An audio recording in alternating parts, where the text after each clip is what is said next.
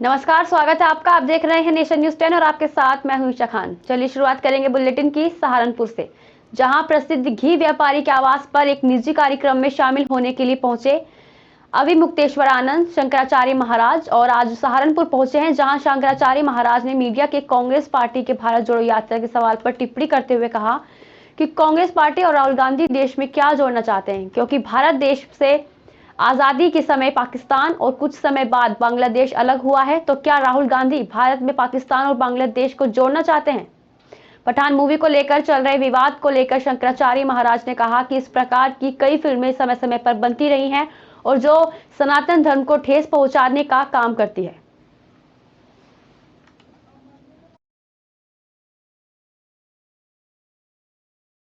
शासन के निर्देश पर, माननीय मुख्यमंत्री जी के निर्देश पर इस पूरे एक माह सड़क सुरक्षा माह के रूप में मनाया जाएगा। इस सड़क सुरक्षा माह में आज अभी देखा आपने कि माननीय जिलाधिकारी महोदय के द्वारा झंडी दिखाते लोगों को जागरूक करने के लिए एक वैन भी रवाना की गई।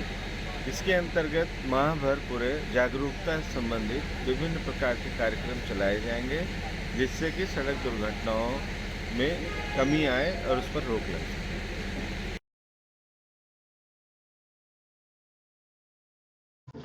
उत्तर प्रदेश के जनपद सहारनपुर पुलिस प्रशासन द्वारा लगातार गैंगस्टर, भू माफिया और वांछित अपराधियों के खिलाफ धरपकड़ अभियान चलाया जा रहा है। सहारनपुर वरिष्ठ पुलिस अधीक्षक द्वारा सभी थानों को सख्त आदेश दिए गए हैं कि जनवरी माह के महीने में जितने भी वांछित अभियुक्त हैं उनकी गिरफ्तारी तेज चलाए जा रही अभियान को तेज किया जाए और जल्द से जल्द वांछित चल रहे अभियुक्तों को गिरफ्तार कर न्यायालय के समक्ष पेश किया जाए। इसी क्रम में आज सहारनपुर थाना तीतरो पुलिस द्वारा करीब 8 महीने से 10,000 के वांछित चल रहे अभियुक्तों को गिरफ्तार किया गया है। वह इस पूरे मामले पर सहारनपुर एसपी देहात सूरज राय ने जानकारी देते हुए बताया कि वांछित चल रहा अभियुक्त शातिर किस्म का अपराधी है, जिसके खिलाफ पहले से ही काफी मुकदमे चल रहे हैं और अभियुक्त के खिलाफ आईपीसी पोक्सो एक्ट भी कार्रवाई की गई है। देखिए, शासन के द्वारा चलाए जा रहे अभियान में, जिसमें इनामी अपराधियों के विरुद्ध अभियान चल रहा है, इसके क्रम में वरिष्ठ पुलिस अधीक्षक सहारनपुर महोदय के नेतृत्व में थाना तीतरो पुलिस ने सब वर्ष 2018 का एक वांछित इनामिया अपराधी, जिसका नाम सन्नी और सुनील था, ये अपराधी रेप और पॉक्सो के मुकदमे में वांछित था। इसको लुधियाना से गिरफ्तार कर लिया है। इस अभियुक्त के ऊपर 10,000 रुपये का इनाम था और अभियुक्त को सुसंगत धाराओं में जो विधिक प्रक्रिया है उसका पालन करते हुए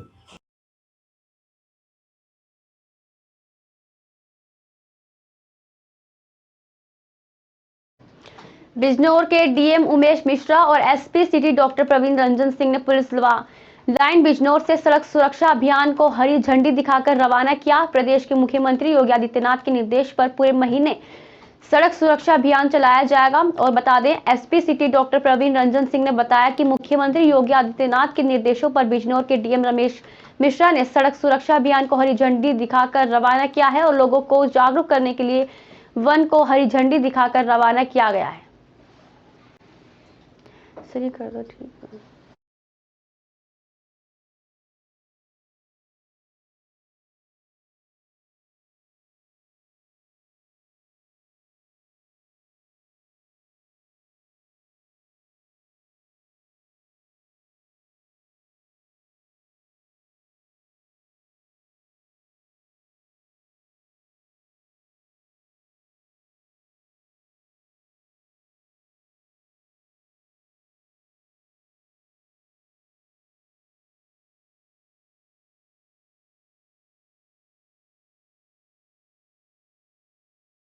शासन के निर्देश पर, माननीय मुख्यमंत्री जी के निर्देश पर इस पूरे एक माह सड़क सुरक्षा माह के रूप में मनाया जाएगा।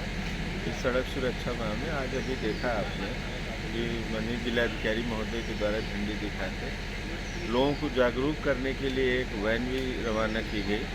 इसके अंतर्गत माह भर पूरे जागरूकता संबंधित विभिन्न प्रकार के कार्यक्रम चलाए जाएंगे, जिससे कि सड़क दुर्घटनाओं में कमी आए और उस पर रोक लगे। आज अखिल भारतीय किसान सभा चमोली इकाई ने हालिया दिनों में विद्युत मूल्य बढ़ोतरी के खिलाफ जिला मुख्यालय गोपेश्वर में धरना दिया। जल्द विद्युत मूल्य वृद्धि वापस लेने के लिए जिलाधिकारी चमोली के माध्यम से मुख्यमंत्री को ज्ञापन सौंपा।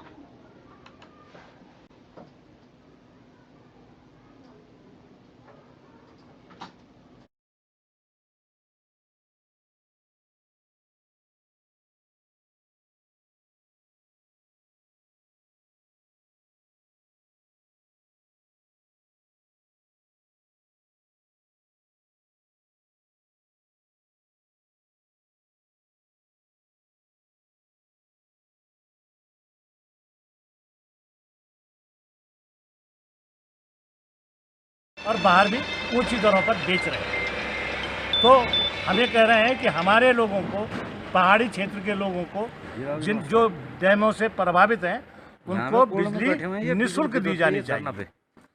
अब इस पर ये घमासान हमारा जारी रहेगा, लगातार संघर्ष जारी रहेगा।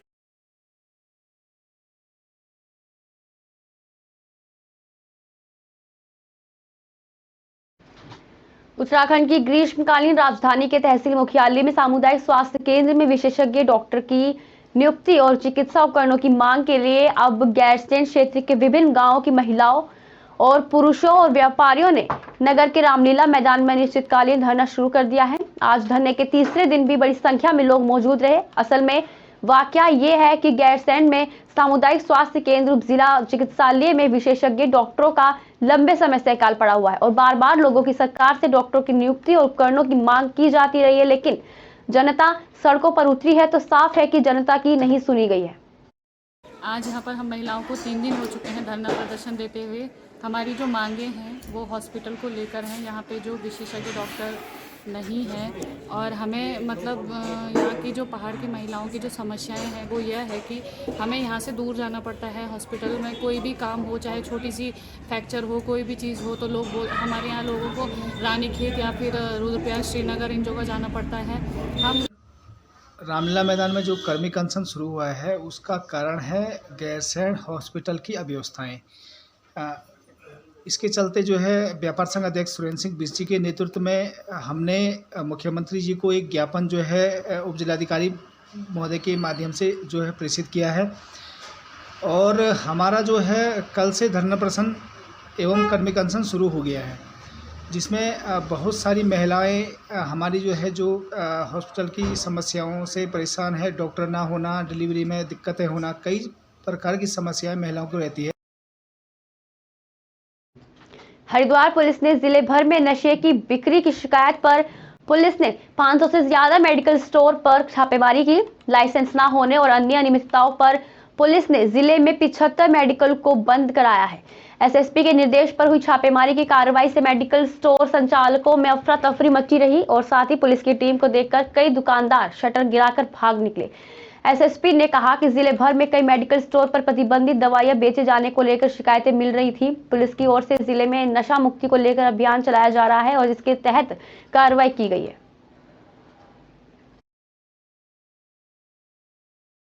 जैसे मेडिकल स्टोर का पता चला था कि लाइसेंस लेकर घर से ही प्रतिबंधित दवाओं का बेचा जा रहा था, जिस पर भी एनडीपीएस के तहत मुकदमा दर्ज हुआ था। चूँकि काफ़ी सारी गोपनीय सूचनाएं प्राप्त हो रही थी और जहां पर इतने सारे मेडिकल सेंटर्स, मेडिकल स्टोर्स खुले हुए हैं, इसलिए इसमें पुलिस को सभी अपने थाना क्षेत्रों में ऐसे संदिग्ध या ऐसे मेडिकल स्टोर जहां पर चेकिंग करके जो उनके नियम है, खासकर उस नियमों में लाइसेंस वैलिड होना चाहिए। दूसरा, बी फार्मा या जो भी वहाँ आदमी बैठा हुआ है जो बेच रहा है दवाओं को, वो भी क्वालिफाइड होना चाहिए। सारी शर्तें हैं और जिसके उल्लंघन करके कहीं ना कहीं गलत रूप से प्रतिबंधित दवाओं को जो है छात्रों और युवाओं को दिया जा रहा था। इस सूचना पर जब हमने गोपनीय सारी जानकारी करी तो संयुक्त टीम बनाकर सिटी और देहात में करीब 450 से ऊपर जो है मेडिकल स्टोर्स को रैंडम चेक किया गया था, जिसमें बहुत सारी त्रुटियां मिली। कुछ पर ऐसी त्रुटियां थी जो नियम विरुद्ध पाई गई। आगामी चुनाव को लेकर विपक्ष अपने आप को मजबूत करने के लिए भारत जोड़ो यात्रा का आह्वान किया और कड़कड़ाती ठंड में लोगों के बीच जाकर गुल मिलते हुए दिखाई दे रहे हैं, जिस पर राजनीतिक सरगर्मियां तेज होती दिखाई दे रही हैं। एक तरफ बीजेपी सरकार कांग्रेस की यात्रा पर सवाल उठा रही है तो दूसरी ओर कांग्रेस बीजेपी की बौखलाहट बता रही है। मौसम के गिरते तापमान में भी राजनीति पारा हाई होता दिखाई दे रहा है। बार पलटवार का खेल जमकर कांग्रेस बीजेपी में देखा जा रहा है। राहुल गांधी की भारत जोड़ो यात्रा देश के कई बड़े राज्यों से होकर उत्तर प्रदेश में प्रवेश कर चुकी है और जिस पर भारतीय जनता पार्टी के नेता ने और पार्टी का पार्टी के प्रदेश अध्यक्ष भूपेंद्र सिंह चौधरी ने भी राहुल गांधी पर निशाना साधा है। बहुत अच्छी बात है ये जो कांग्रेस कहीं ना कहीं पूरे देश में सफाई की तरफ बढ़ रही है। हाँ, आज उनके एक नेता ने जनता के बीच में उतरकर आगे बढ़ने की कोशिश की है, लेकिन अफसोस होता है, नाम रखा भारत जोड़ो यात्रा, लेकिन वो लोग जो जेएनयू में नारे लगाते थे कि भारत तेरे टुकड़े होंगे हजार, वो लोग उनके साथ गलवाएं करते हुए दिखते हैं। वो लोग जो हमेशा भारत में रहने पर ये कहते हैं कि भारत में रहने में डर लगता है और कहीं ना कहीं हमारे शत्रु देशों की तारीफ करते नहीं थकते, वो लोग उनकी यात्रा में थकते हैं। करके राहुल गांधी ने खुलेआम कहा है लाल किले की प्राचीर से कि हम किसी से डरते नहीं हैं, और जो भय का माहौल, यानी उन्होंने कहा है कि जो डर का माहौल बना रखा है इससे हम खत्म करके रखेंगे। सिंगरौली जिले में कांग्रेस पार्टी द्वारा भारतीय जनता पार्टी के कुशासन और भ्रष्टाचार के खिलाफ विभिन्न समस्याओं जैसे बिजली, राजस्व, पुलिस सहित विभिन्न विभागों में हो रहे भ्रष्टाचार और आम आदमी के साथ अन्याय के खिलाफ ब्लॉक कांग्रेस कमेटी सरई द्वारा आयोजित तहसील कार्यालय के समीप एक दिवसीय धरना प्रदर्शन किया गया। वक्ताओं ने भाजपा सरकार पर निशाना साधते हुए कहा कि भाजपा सरकार लोगों के लिए हितैषी कभी हो ही नहीं सकती, क्योंकि भाजपा के नेताओं में करनी और कथनी में बहुत बड़ा अंतर है। मांगे जो हमारी हैं वो करीब 33 पॉइंट की हैं। 33 बिंदु का मांग पत्र हम लोगों ने एसडीएम साहब को दिया है, राज्यपाल के नाम संबोधित द्वारा एसडीएम सिंह आपके देवसर सरई, उनको हम लोगों ने मांग पत्र दिया है और मांग पत्र के निराकरण के लिए उन्होंने 15 दिन का समय मांगा है। ब्लॉक कांग्रेस कमेटी सरई के आयोजन में हुआ धरना प्रदर्शन, माननीय मुख्य अतिथि हमारे शक्ति नगर में नव वर्ष 2023 स्वागत समारोह उत्साह पूर्वक मनाया गया। नव वर्ष 2023 स्वागत समारोह का शुभारंभ मुख्य अतिथि बसुराज गोस्वामी, कार्यकारी निदेशक अध्यक्ष वनिता समाज, आईएसएफ वनिता समाज की वरिष्ठ सदस्यों, यूनियन के एनटीपीसी ध्वज सम्मान पूर्वक फहराने और एनटीपीएस गीत समवेत स्वर में गाने के साथ किया गया। उसके बाद अतिथियों द्वारा केक काटा गया।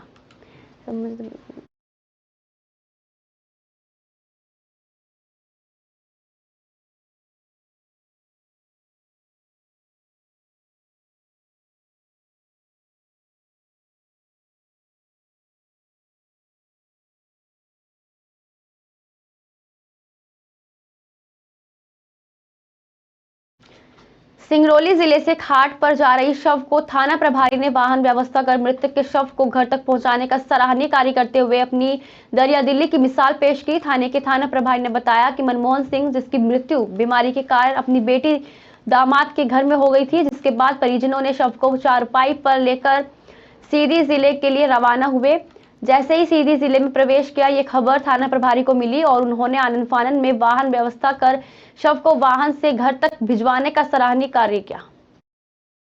ये सूचना फोन के द्वारा मिली थी कि एक थाना भुईमाड़ क्षेत्र अंतर्गत ग्राम बेदू के मनमोहन सिंह हैं, जो बीमारी से सरई में ख़त्म हो गए हैं। उसकी जैसी मुझे सूचना मिली कि सबको एक खाट के द्वारा ले जाया जा रहा है, तब मैंने त्वरित कार्रवाई करते हुए और अपने शव वाहन की व्यवस्था के लिए प्रयास किया। जब उसमें देरी होते हुए दिखाई दी तो थाना भुईमाड़ की गाड़ी से उसके शव को ले जाने का प्रयास किया। काइट्स राइज पब्लिक स्कूल के संचालक अमित राज की माता के पुण्यतिथि पर स्कूल में रक्तदान शिविर का आयोजन किया गया, जिसमें 38 महिला और पुरुष ने रक्तदान किया। ये रक्तदान शिविर रक्तदान स्कूल प्रबंधक और रेड क्रॉस सोसाइटी के लोगों के द्वारा किया गया। वही इस तरह का आयोजन विगत कई सालों से हो रहा है।